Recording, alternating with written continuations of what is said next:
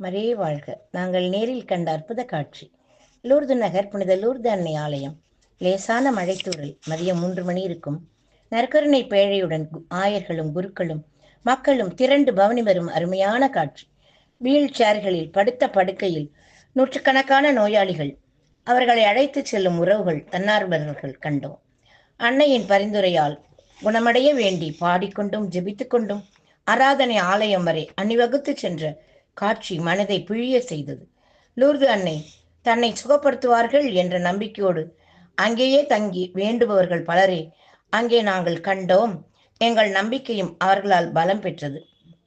ஆம், லூர்து அன்னை 1858 பிப்ரவரி 11ஆம் நாள் வியாழனன்று பிரான்சில் லூர்து என்ற சிற்றூருக்கு அருகில் உள்ள மசபியல் என்ற குகையில், இன்று அது குரோட்டா என்று அழைக்கப்படுகிறது, ஆடு மேய்த்துக் கொண்டிருந்த சிறுமி பெர்னதத்திற்கு கருணையே உருவான முகம், சுற்றிலும் ஒளி வீசும் ஒளிவட்டம், வெண்ணிற ஆடை, இடையில் நீல நிறை கச்சை, கையில் முத்துக்களாலான ஜெபமாலையுடன் 18 முறை காட்சி தந்தார்கள்.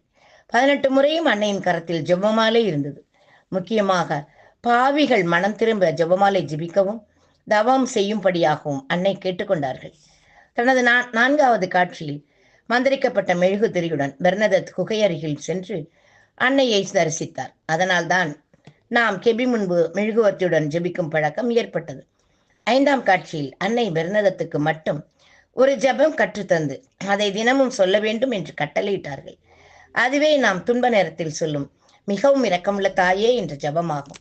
9ஆம் காட்சியில் அன்னை மண்ணை கீறச் செய்து ஊற்று நீர் புறப்பட செய்தார்கள். அந்த நீரால் உடலை கழுவி பின் அதை பருக சொன்னார்கள். அப்பொழுது பெர்னதத்தை வாட்டி வதைத்துக் கொண்டிருந்த ஆஸ்மா நோய் முற்றிலும் நீங்கி போயிற்று. இந்நீரை பருகுபவர்களுக்கு இதுவரை குறிப்பின்படி 7000 நோயாளிகள் குணமடைந்ததாக நம்பப்படுகிறது. நாங்களும் இந்நீரை பருகி எடுத்துக்கொண்டும் வந்து நோயாளிகளுக்கு தந்தோம். அன்னை காட்சிகளில் மறையுண்மைகளை தியானித்து ஜெபமாலை ஜெபிக்கும்படி கேட்டுக்கொண்டார்கள். இங்கே அன்னையின் கீழ்கோயிலில் மகிழ்ச்சி, துயரம், மகிமை, மறையுண்மைகள் பிரம்மாண்டமான அழகிய ஓவியங்களாக தீட்டப்பட்டுள்ளன.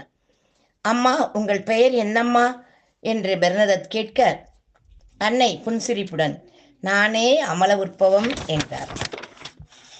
அன்னை மரியின் வழி நடந்து ஜெபமாலை ஜெபித்து இறை இயேசுவின் அன்பில் நிலைத்திருப்போம். வாருங்கள். விண்ணில் வாழ் அன்னையை போற்றுவோம், மண்ணில் வாழ் மக்கள் ஒன்றாக கூடி. விண்ணில் வாழ் அன்னையை போற்றுவோம். Praise the Lord. மரியே வாழ்க.